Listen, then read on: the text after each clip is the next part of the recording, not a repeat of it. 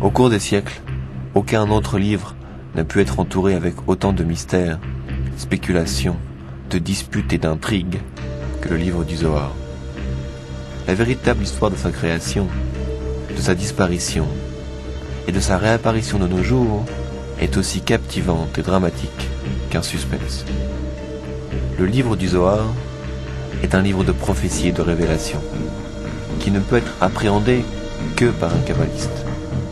Il fut écrit au IVe siècle de notre ère, en Israël, dans la petite grotte d'Idra Rabbah, perdu dans la forêt de Safed, au pied du mont Meïron.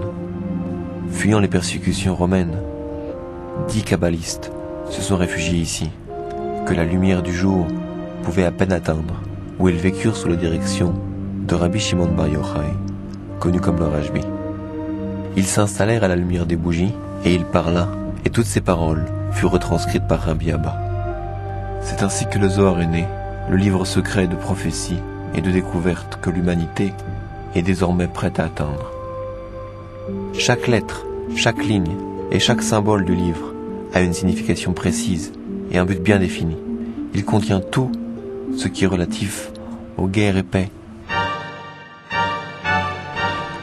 l'homme et la puissance, la création et la destruction,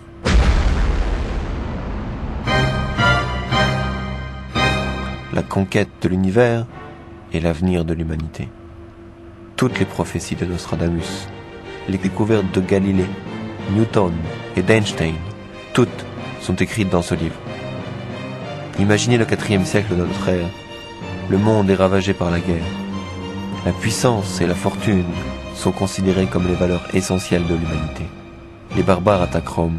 Des épidémies prennent la vie de centaines de milliers de personnes. Alors qu'au même moment, dans une petite grotte, au nord du pays, ces 10 kabbalistes étaient assis et écrivaient un livre sur l'éternité et l'amour. Et puis, soudainement, le livre disparut. Pour des siècles.